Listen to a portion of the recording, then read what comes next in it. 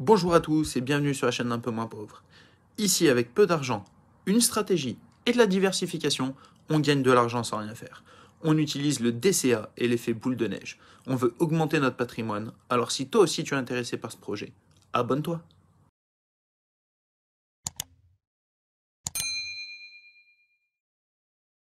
Aujourd'hui, on parle Mintos. Alors, beaucoup d'informations. On voit qu'on a des 13% de taux d'intérêt sur plusieurs sociétés, donc de prêts en Europe, en Asie et en Afrique. Donc, ils nous disent, n'oubliez pas de consulter ces opportunités à force d'intérêt, ça peut être intéressant. Ça, c'est à vous de voir si vous êtes sur Mintos.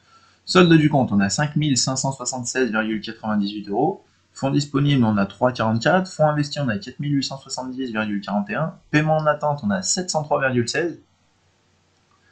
Intérêt pour le moment, donc on a gagné 433,02, frais de retard 0,3 centimes, et donc les toujours 10 euros de récompense de campagne, soit 443,05 euros.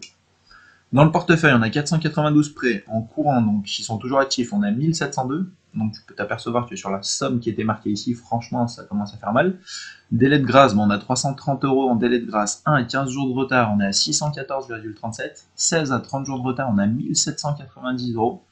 Je vous avoue que c'est la première fois que ça monte aussi haut donc dans tous ces chiffres. D'habitude, je suis en retard, mais ça reste 5, 600 balles, 700 balles maximum. Là, voilà, du 1790, ça commence à faire mal. 31 à 60 jours de retard, on est à 433,59. Donc forcément, tous ces prêts qui sont en retard font qu'ils ne sont pas réinvestis, font que pour le moment, je n'ai pas reçu donc l'argent de ces fonds, ni le taux d'intérêt donc qui était lié au prêt d'argent que j'ai effectué. Donc pour le moment, c'est un peu en attente. Donc on sait que forcément, entre ce qui se passe entre la Russie et l'Ukraine, bon bah, ça reste un petit peu compliqué. Si on regarde sur mon portefeuille, on descend un petit peu. Bon, on voit maintenant qu'on a beaucoup de ID Finances. On est parti vraiment donc là en Espagne. On peut voir donc les petits drapeaux des pays dans lesquels on prête. Là voilà, maintenant je suis passé beaucoup sur l'Espagne. Si on va à la page, je crois que c'est vers la page 15.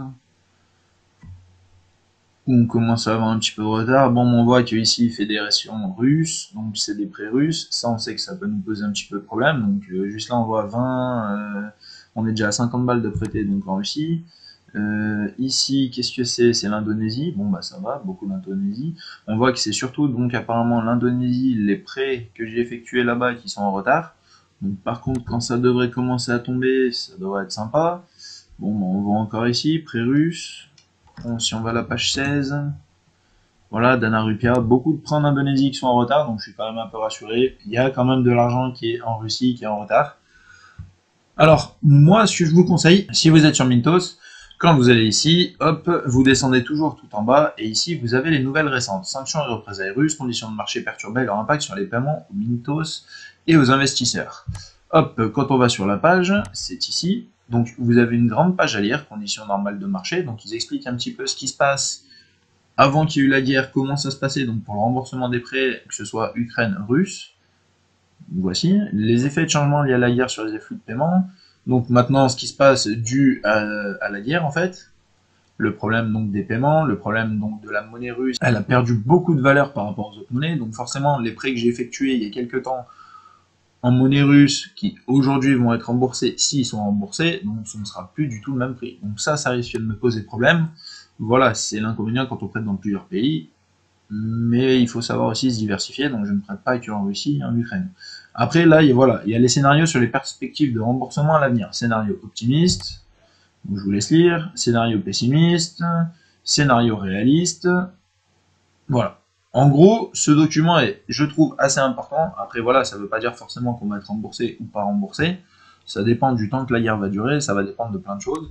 Mais Mintos donne quand même confiance. Pour un petit résumé, donne confiance. J'ai vu qu'il y avait une société, si je me trompe pas, c'est Microcapital. Alors attendez, j'aimerais bien vous retrouver vite fait. Dans la fourchette de recouvrement pessimiste, perte importante à long terme et faible chance de recouvrement, à l'exception de prêts de Microcapital, l'entité qui dispose d'une garantie de groupe qui couvre les pertes liées à l'exposition aux prémiers en Russie.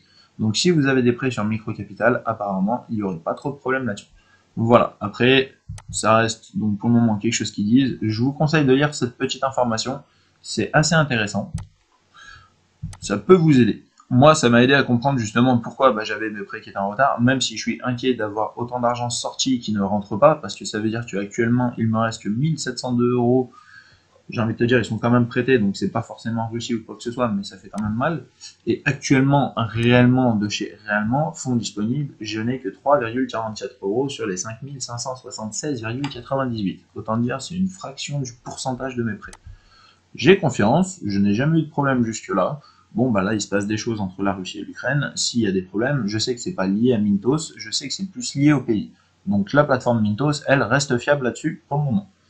Ensuite, si on regarde un petit peu sur l'application. En février, on était à 34,31 euros, soit 12,7% de moins que le mois précédent. Donc c'était pas terrible. Et en janvier, on était à 39,30, soit 8,6 de moins que le mois précédent. Donc en fait, déjà depuis 2022, on peut voir que là, ça fait que descendre. En mars, on a fait 20,26 euros, donc 41% de moins. Sachant que, je le rappelle, la base était de faire 50 euros par mois. Bon, bah là, 20,26, c'est pas terrible.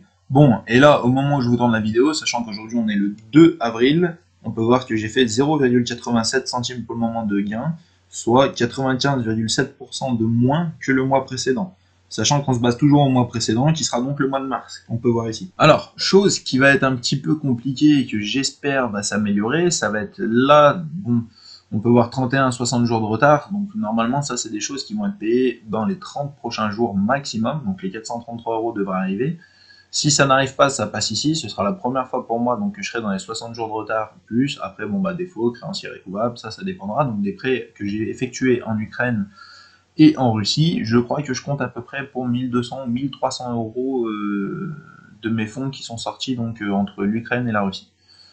Donc après, sur les 1200 1300, voilà, tout ça, ça reste des prêts qui sont pas forcément de ce côté-là de la frontière, dans d'autres pays, donc il peut encore me rapporter, on verra ce qu'il en est. Je vous tiendrai au courant donc vis-à-vis de ça, donc soit sur Telegram si j'ai des nouvelles récentes, soit directement donc en vidéo sur YouTube. Donc pour ça, n'oubliez pas de vous abonner, mettez un petit like si la vidéo vous a plu, et puis bah, je vous dis à bientôt pour une prochaine vidéo. Salut!